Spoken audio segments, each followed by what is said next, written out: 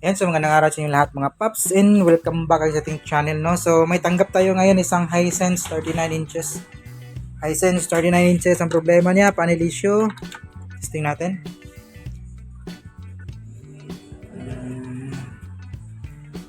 Power on natin yung unit. Yun.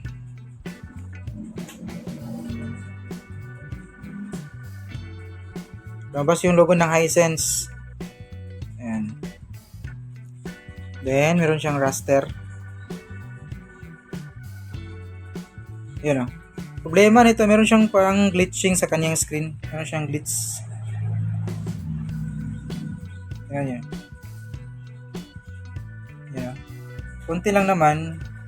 Pero bother na po yan sa picture. So, wait. Dito tayo. Ayan, para klaro. Kanyang glitching na. Wait. Ayan, nakita niyo ba yung glitch niya? Bigla yung kanyang ayun, double image. Ayun. So, buksan natin. Model natin ng model nito is lagay natin sa my description, no? Ayan, buksan natin to. So, dito mga boss, nabuksan na po natin, no? Ang model niya is ito, basahin nyo lang kasi makalay kabok eh. So, 39 inches siya. Then, troubleshoot na po natin siya. Bali yung mga ganitong model or ganitong design ng panel, EO panel. Dito sa side, pwede nating i-remove or disable or i-isolate, no? So, dito na side, sa my left side, pwede natin isolate yung itong flex. Ito. Yung ribbon na to. Pero pag dito, hindi po natin pwedeng dyan, i-isolate, kundi ang gagawin natin is removing. So dito, kung dito sakaling dito yung problema na side, pwede blocking. Pero dito, removing yung gagawin natin kasi hindi po siya pwedeng i-block dito kasi yung source ng ating LPDS sa yun. Ito. Dito po siya papasok sa may ito. Sa may side na to. So yung pwede lang i-block natin is yung left side. Doon. So dito, hinang natin yung left side natin, bale na-isolate natin yung left. Chinek natin, walang display pero yung glitch sa my screen at saka yung fine lines, lalabas yung kanyang fine lines sa glitch kahit walang picture, no.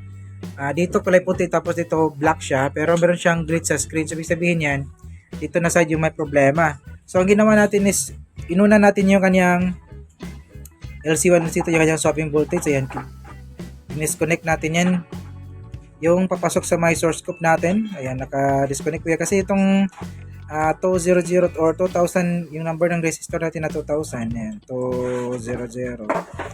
Ano yan? Itong isa, patay ba tutok? Itong isa galing yan sa may natin, DC-DC. Ito galing yan sa may level shifter natin dito. Ito. Ayan. So galing yan. Ito. Tapos dadaan ulit ng resistor bago siya papasok sa may resistor block papuntang source scope natin.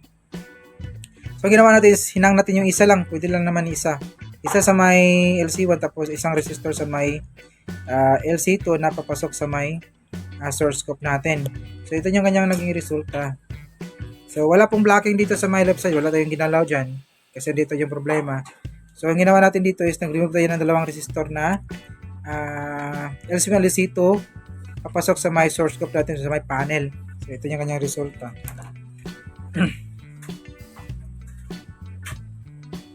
Power on. Dapat magkulay blue yan. So kulay blue na siya. So tingnan dito sa my screen. Ayun, no, tingnan yung logo ng Hisense. Makinis na po yung logo kanina kasi logo lang meron na siyang glitching, no. Kahit naglo-logo pa lang siya, startup logo. So ngayon, ayun, wala na po yung kanyang glitching, no. So kita natin dito sa yan, dito kasi makikita natin yung kanyang glitch sa double image lalabas. So ngayon wala na siya. Ayan.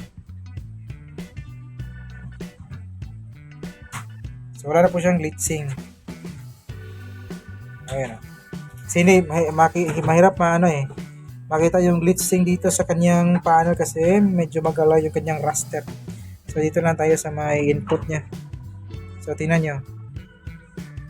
Nawala na po yung glitching issue niya at saka merong flicker at saka double image. Isa pa. Ayan. Obserbahan lang natin to tapos paalam natin sa may-ari kung okay na. So nandito na yung video natin mga paps. Maraming salamat and peace out.